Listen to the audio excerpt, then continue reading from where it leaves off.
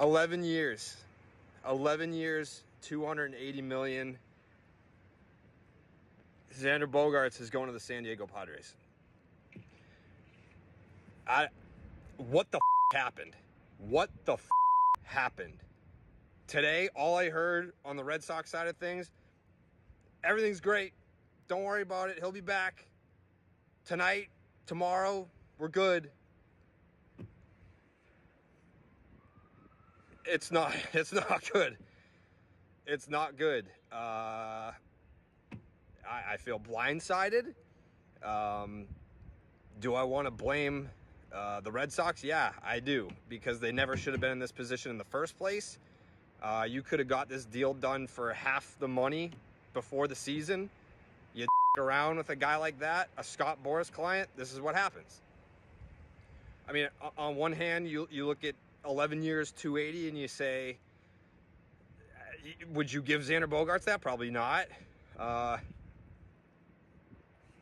But, I mean, the Padres overpaid. The Padres had to overpay to get their guy. They overpaid. They got their guy. Like, what do you want me to say about it? The deal is incredible for Xander. I think a lot of Red Sox fans, if they gave him that, they would have been like, wow, what the f***? But that's what it takes. So, I think if... Jesus Christ, where do we go from here? 280 million. Everyone was like, yeah, 200. That'll get it done. 220 maybe. 280 over, like, he wanted the years. The AAV is like 25. I thought it was going to be like 27 to 30. The Padres were lurking. They were in on Judge. They were in on Turner. They miss on those guys. Guess what? They pivoted to Xander Bogaerts. Now he's a Padre. What are the Red Sox? You're asking me what I don't think the Red Sox know what the Red Sox are going to do. Holy shit. I don't know, man. I'm sad and I'm hurt and I don't know what to do. I know people are like, yeah, what are we going to... I don't know, man. I wish I had answers. Oh, my God.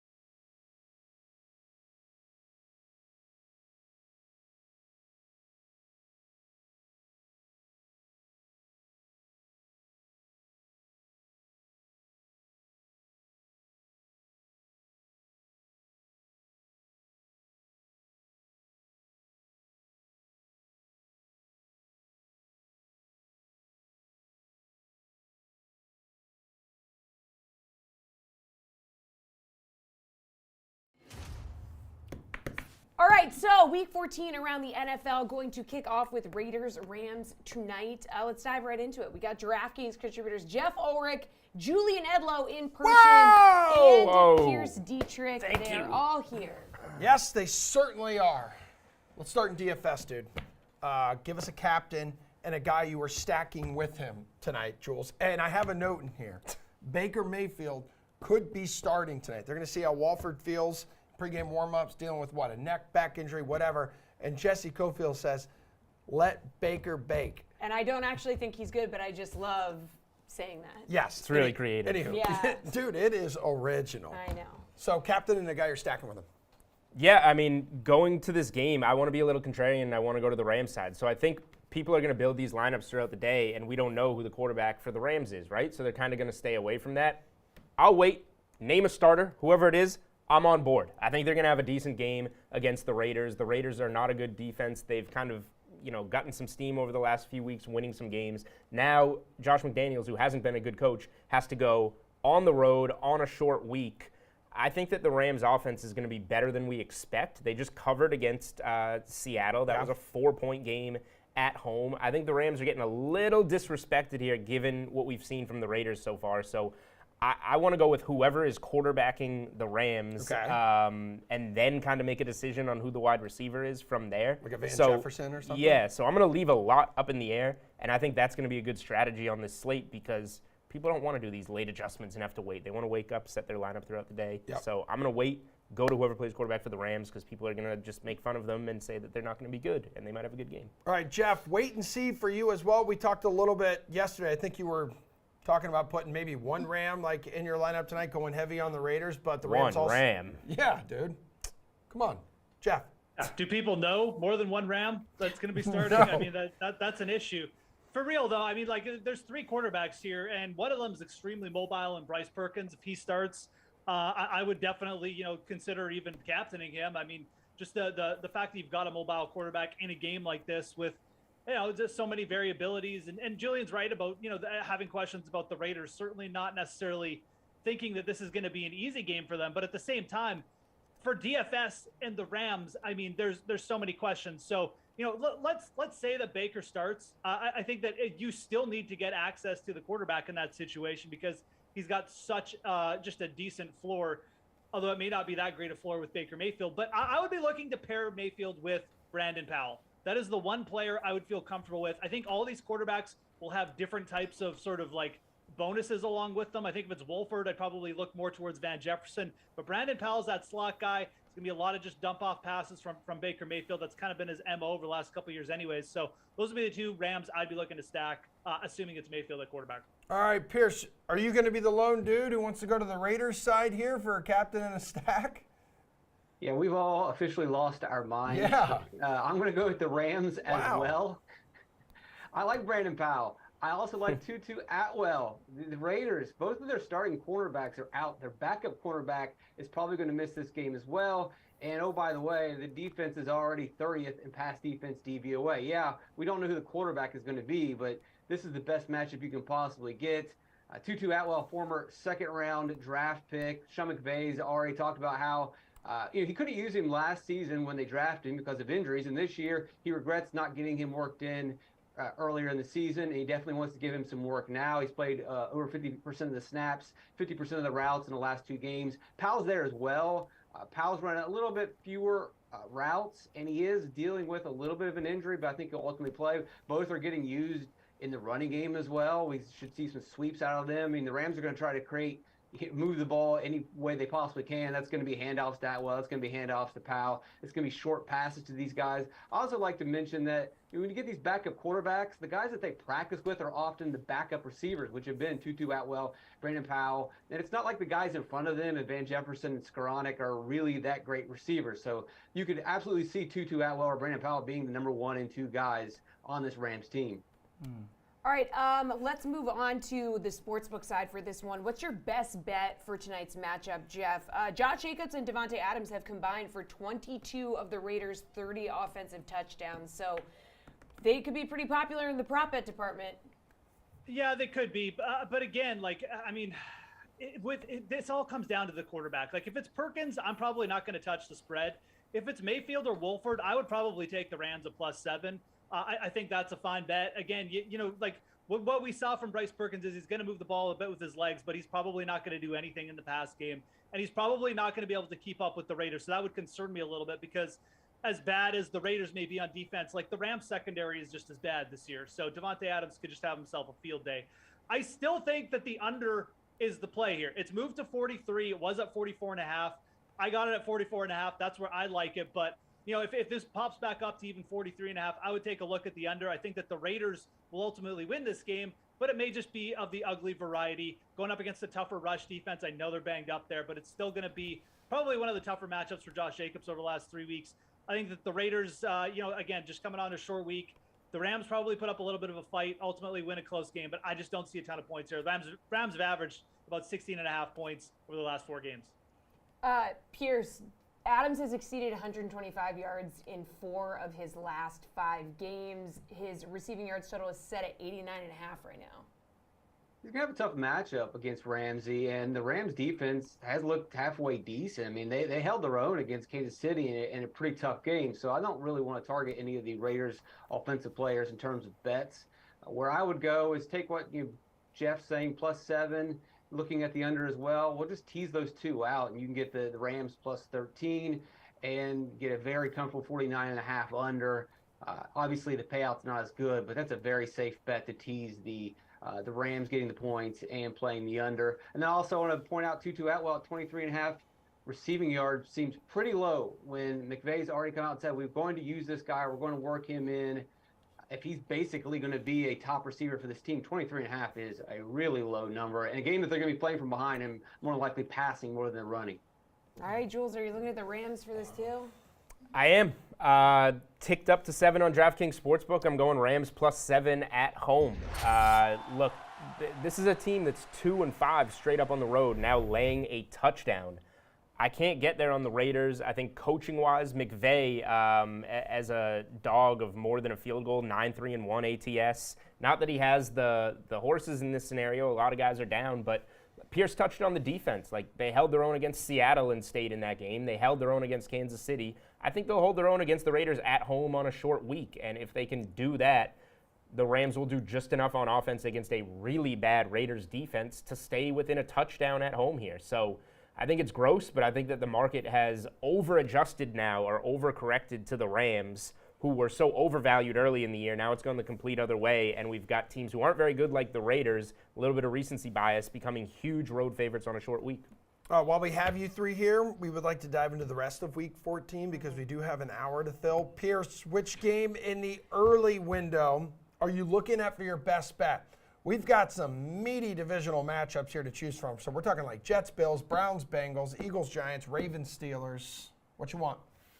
I'll take the over on the Ravens and the Steelers. I am a Tyler Huntley truther. I believe the Ravens offense is going to improve with him under center this week. He's used to playing with backups. He's used to playing with really not good players around him. Lamar Jackson isn't. If you look at Lamar Jackson's struggles over the last 2 seasons, it's because the offense has lacked running backs and receivers and linemen.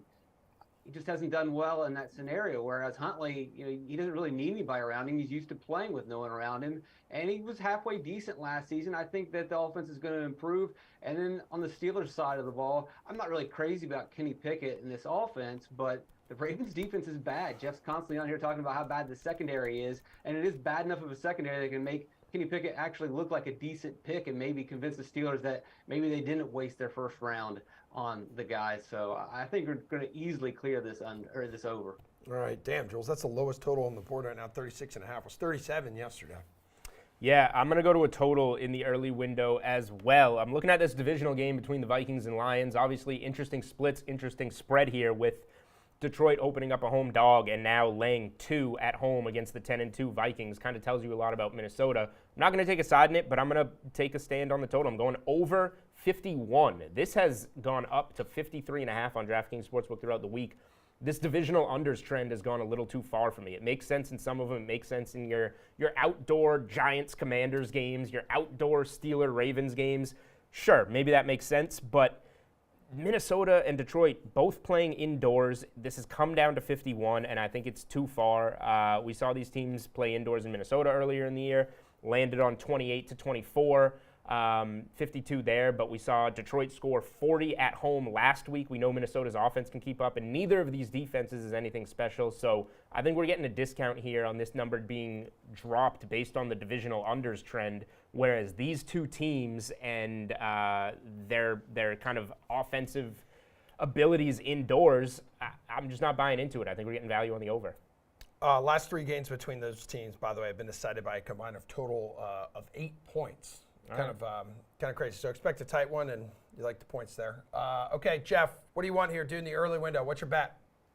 Yeah, I'm going to go with the Bills here. Just give me the Bills to cover. I know you look at this at first glance, and I did too, and I'm like, 9 points is a lot. They just lost to the Jets, but there's concerns forming with Mike White. It's a nice story, but I mean, 360 yards, a lot of that was just in game flow situation. That the yards per attempt went way down against the Vikings. It's about 5.5 after averaging about 11 yards per attempt against the Bears. 2 interceptions versus no touchdowns.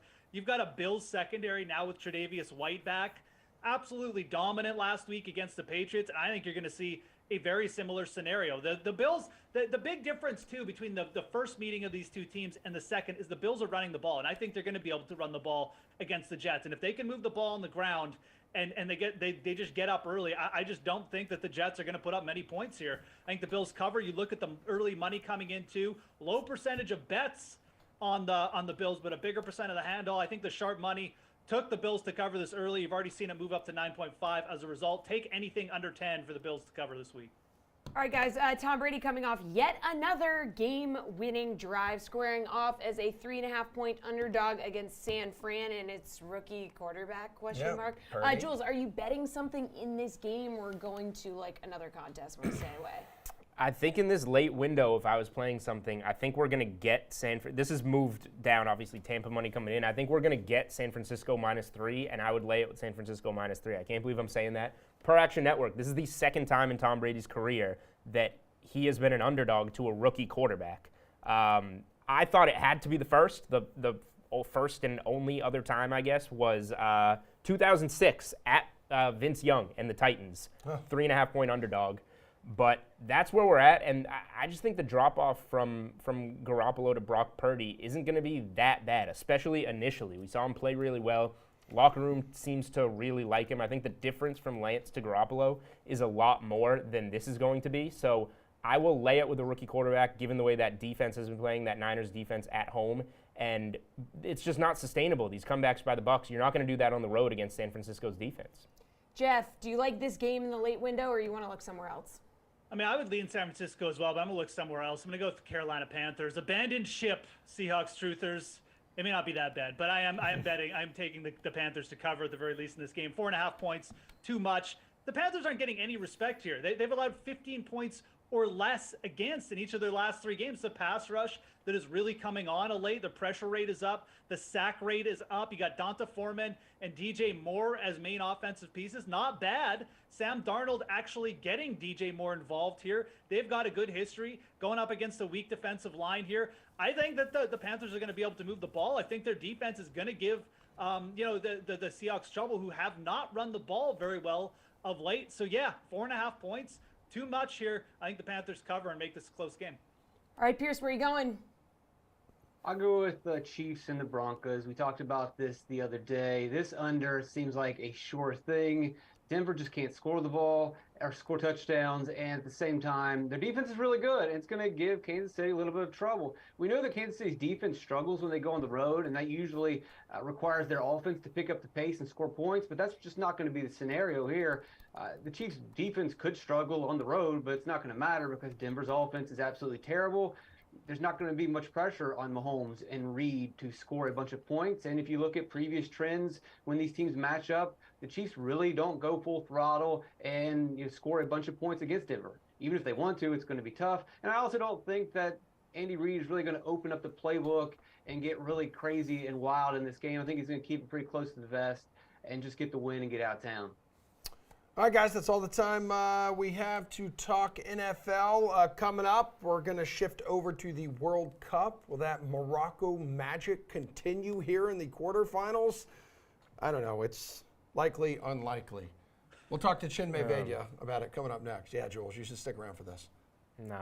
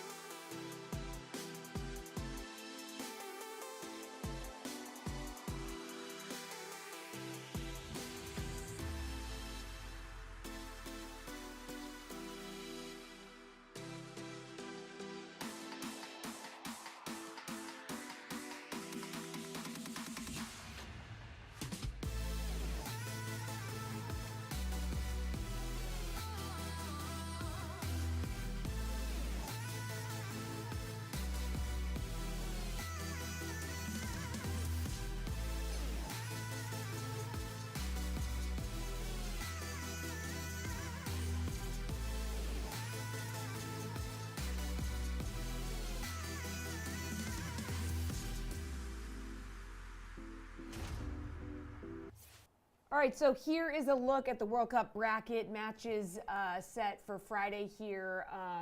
And here to break it down is DK Nation's Chinmay Vaidya.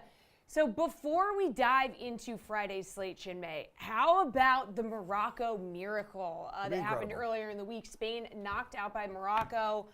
This was even more dramatic because Spain's manager had talked about how he instructed his squad to do like 1,000 PKs before the World Cup, and then they got knocked out in PKs. By the way, Chinmay, he did get sacked yesterday. Yeah, that's the pressure of being a manager for one of these top teams. You always have to go far, and any type of defeat like this is going to put pressure on your job. Now, you could see late in that match, in regulation and even in extra time, when there were shots around the stadium, the Spain fans were like faces buried in their hands, like a lot of tension. People were biting their nails, and you jump to the Morocco fans, and everyone's jumping around, having fun, having a good time. And that was kind of the juxtaposition between these two teams: Morocco playing free, playing with house money, and Spain were playing with a ton of pressure, and that showed in the penalty kick round. Spain, I didn't think they would miss every single kick, but that was kind of the pressure that comes with this knockout game when you're not expected to perform. And I even said on this show, I expected a low-scoring game. It was going to be tough for Morocco to win in regulation, but they were able to muck it up, and both teams had chances to win this thing before the penalty kick round. Let's be clear. Spain had some shots. Morocco had a few late, but it just goes to show the game ultimately is won and lost between the lines, and anything that you think might happen can change on any given day. So it's fun to see this type of upset and this type of run. Let's see if it keeps going for Morocco. Let's go ahead and move to Friday's matches. So Brazil here in the DK Sportsbook, the biggest favorite among all the matches here in the quarterfinals, facing reigning World Cup finalist Croatia. So what's the move here, Chinmay? I actually think this is going to be a fairly low-scoring game. Croatia have been really good defensively in this World Cup, and Brazil have struggled to break through at times. We saw, obviously an explosion in that opening game, knockout game against South Korea. But if you look at the group stage games, Brazil scored 2 goals in the opener on some ridiculous shots from Richarlison. Casemiro had one in like the 80th minute against Switzerland, and then no goals with a backup squad against Cameroon. So I think this 4 goals in 35 minutes is a little bit of a mirage for Brazil.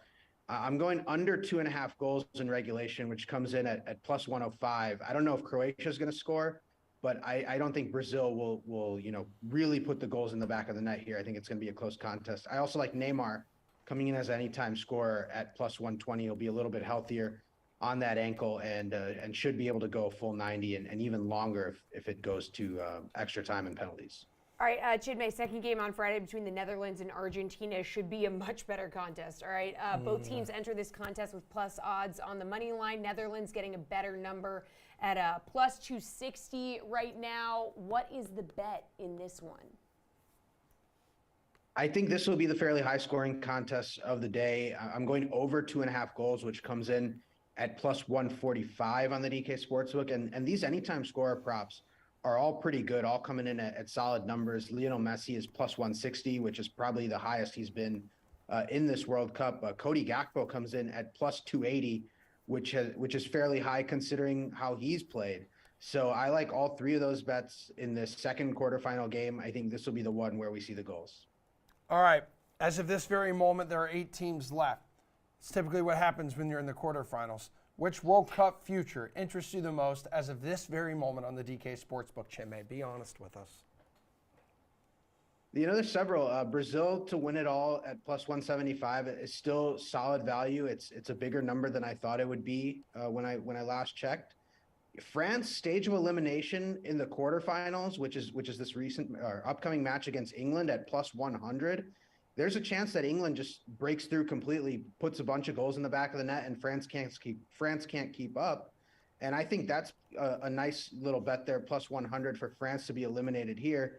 And then Portugal to reach the final, coming in at plus 190. Portugal, we've seen what Morocco can do. They have been the giant killers, but they might be out of gas after an emotional win against Spain. And I think Portugal have shown that they can really put the goals in the back of the net. Don't know if Morocco can quite keep up. Portugal would then only need to beat France or England. And we've seen that they can take out some of these top competitions.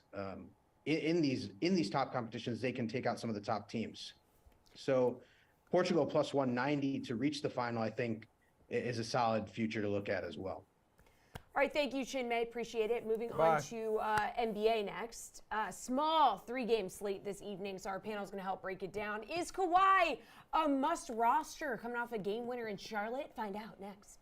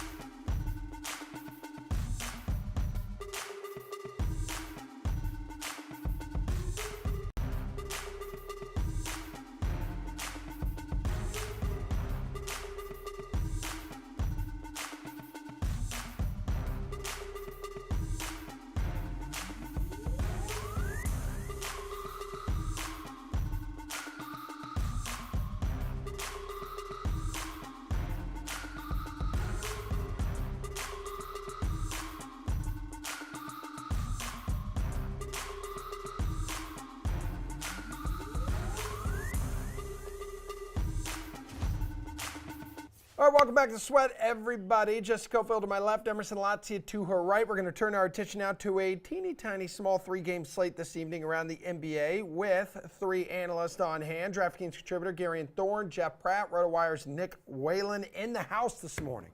All right, so Clippers at Heat. Kawhi coming off a game winner in Charlotte. So is he a must-roster DFS play? And if not, who are you looking at, Gary? I mean, he might not play. I'm almost pretty sure he won't play. Okay, so not a Then must, definitely not a not a must must roster. roster, Don't roster one him then would if he's think. not going to play. Yeah. I mean, it's very Yeah, I simple, mean, Garion. Look, this game is like a DFS nightmare, to be perfectly honest. The Heat and the Clippers have been the 2 worst injury reports this season, and it's not even particularly close.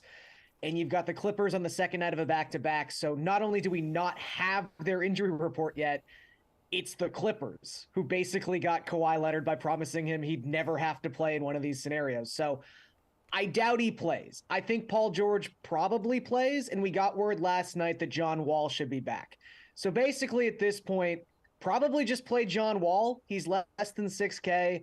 If you go back to the beginning of November, it's actually Wall who leads all Clippers players or qualified Clippers players in DraftKings fantasy points per minute earned at 1.2. So when he's been on the court, when he's been available, he's been fantastic, and he's really been trending in the right direction since a bit of a slow start, which I think we all could have expected back in October. So I think Wall's in, Kawhi's out, just play Wall. Okay, Jeff, we can assume you're not saying that Kawhi's a must-play in this one. Yeah, and even if Kawhi did play, I'm staying away from him because he still only scored 26 fantasy points last game. I'm with Garion. I really don't like any of the expensive options in this game. So I'm looking all the way down the board here at a couple value options. The guy who jumps out immediately to me is Robert Covington. And Rocco has really been outperforming his price tag lately. He scored 21 plus fantasy points in 5 straight games. Over that stretch, he also saw a usage rate of 20% or higher 3 times. So he's really getting more involved. Now, Covington doesn't do anything exceptionally well if you watch him play, but he does do a lot of little things that add up. And that's all you can ask for from a sub 4K player. The Heat also rank dead last in fantasy points allowed to forward. So this is a good spot for him. All right, Nick, who do you think is a must-roster DFS play in this one?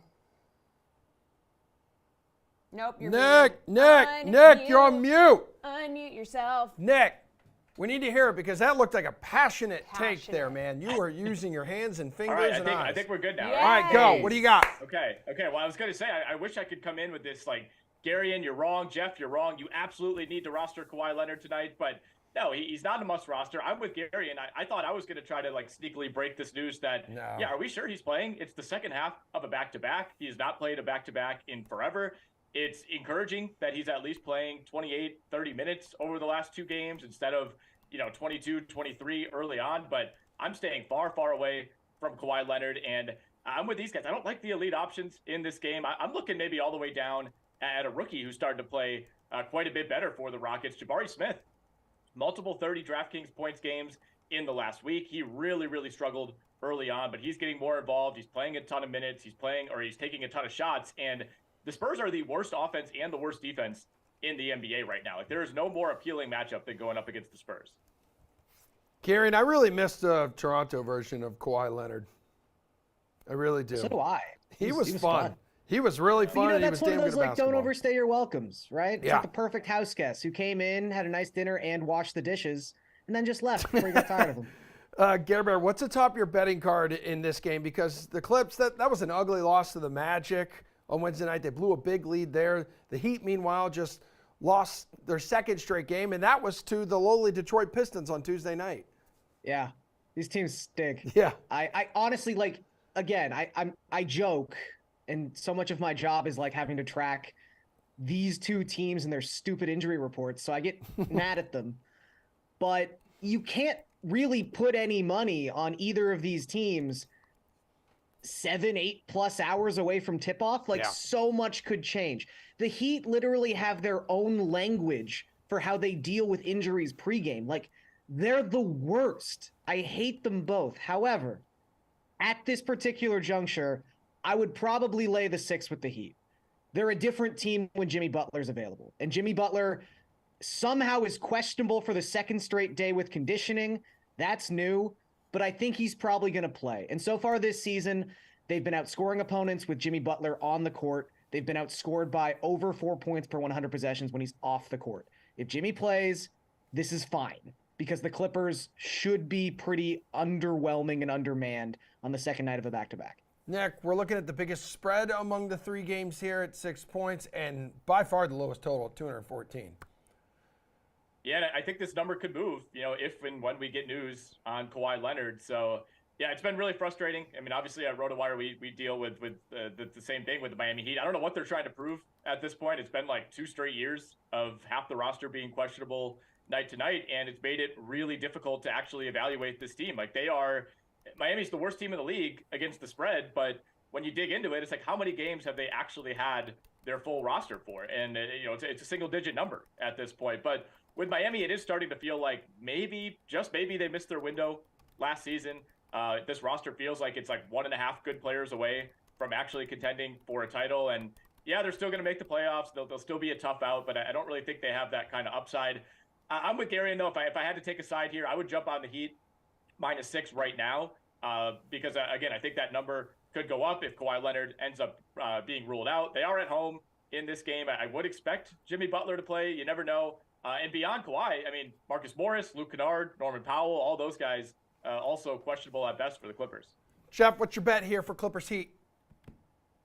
First, I'm with you guys. You couldn't pay me to watch this game. Probably. This is Oh, just really. No one this could really- give you $100 to watch this game. You wouldn't do it. Do you want to give me $100 right No, now to watch this game? I'm not. I think Samir, our producer, will. Oh, Samir? Okay. You know what? We'll talk after the show. But I might be interested. That being said, this is just a battle of the mediocre big market teams here. And mediocre might be being nice to both of these sides because this is just ugly from both of them. I mean, the Clippers are coming off an overtime loss to the Magic. These guys have said it. And the Magic now have 6 wins on the season, I believe. So huge win for them. Naturally, that would make you lean towards the Heat, as these guys are saying. But then you look at Miami's recent results. They've dropped 3 of their last 4, and they got blown out by Detroit on Tuesday.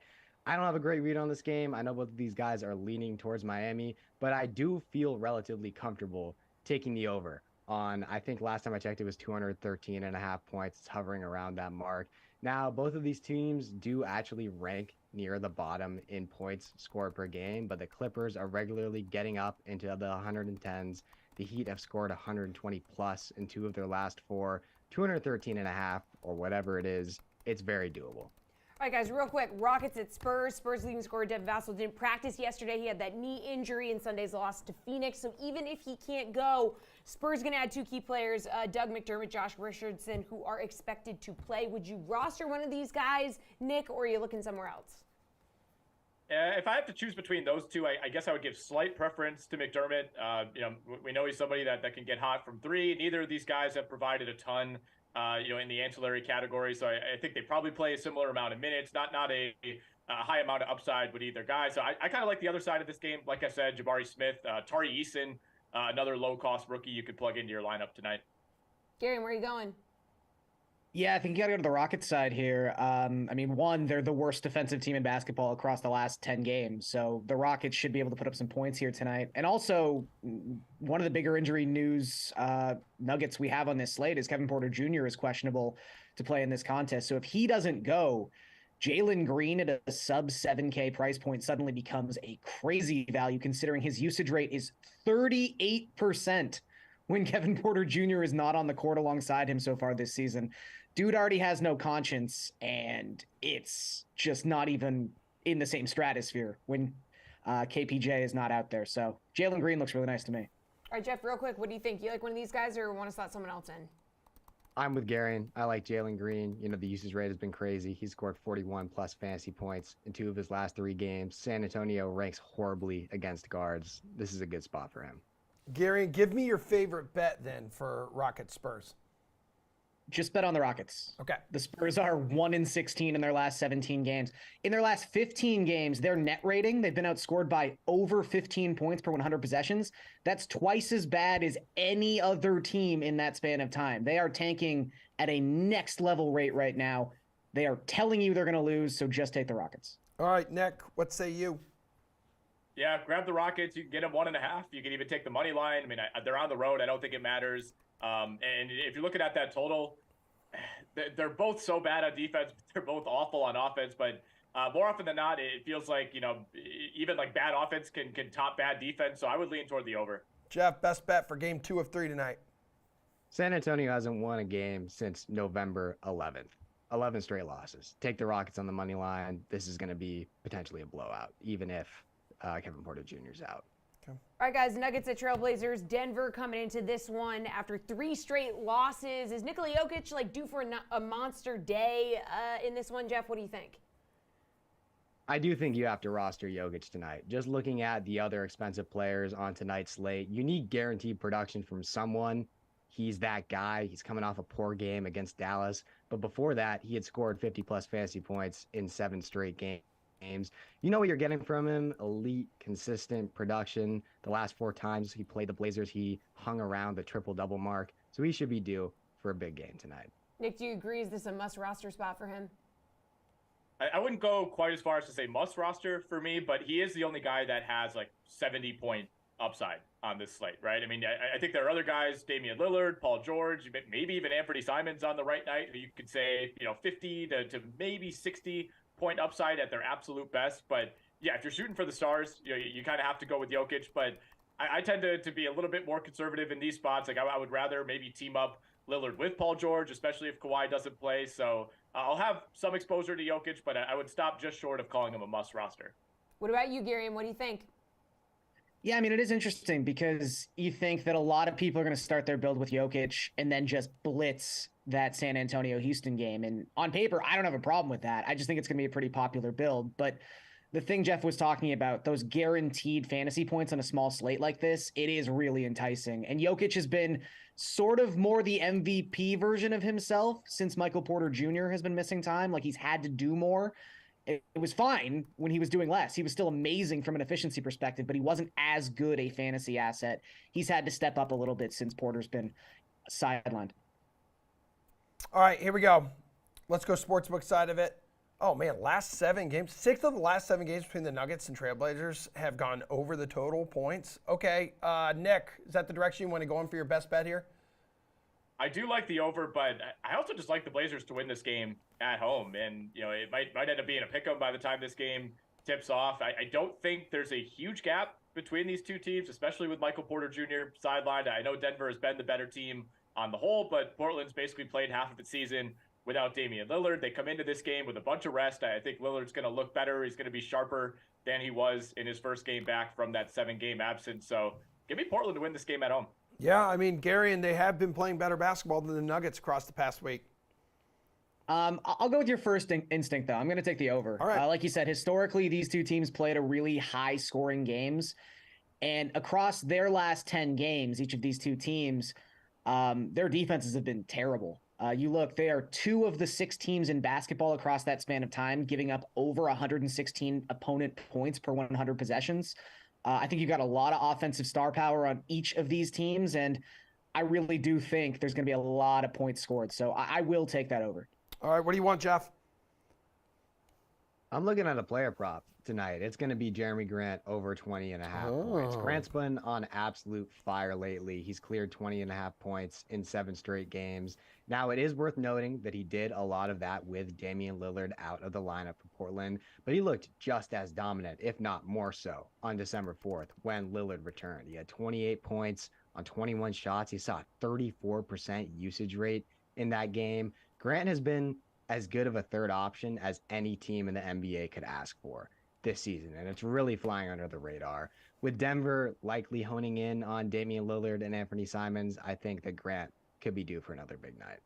All right, thank you, NBA panel. NHL is next. And speaking of NHL, you caught up with NHL.com's Anna Dua in the studio earlier this week. Let's take a look at that. Okay.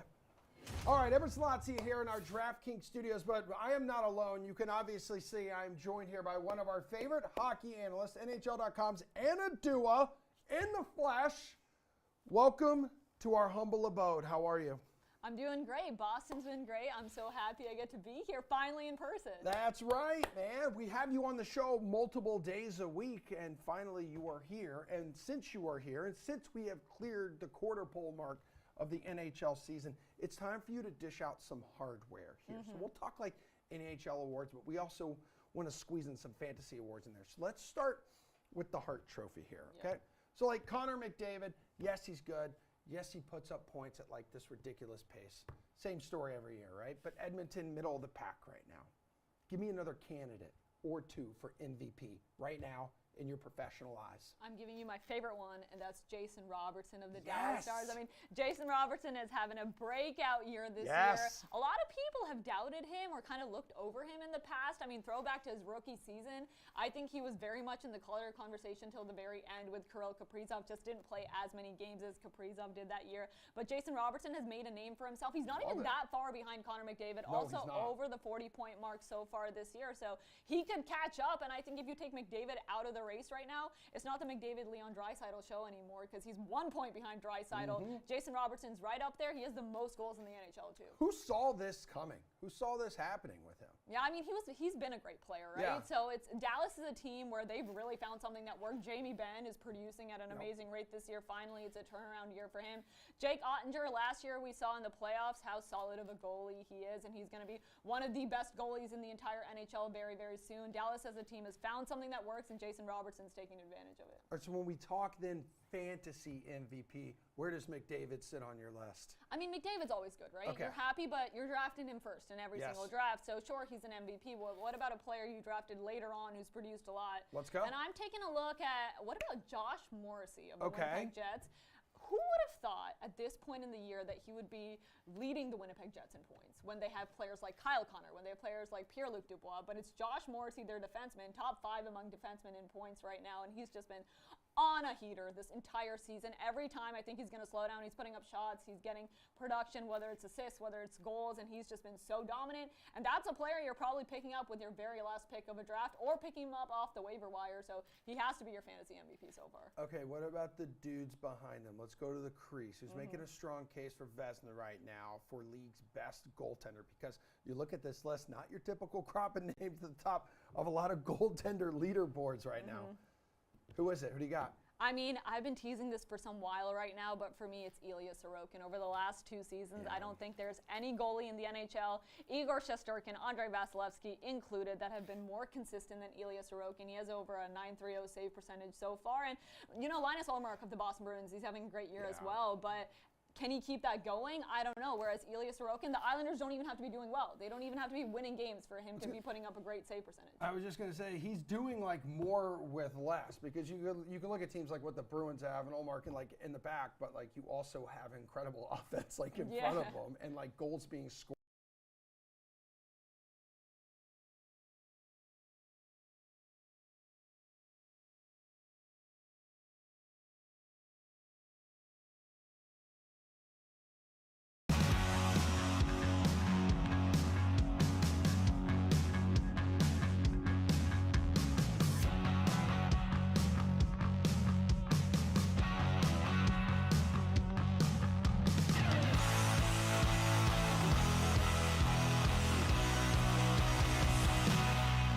All right, handful of games on tonight's NHL slate.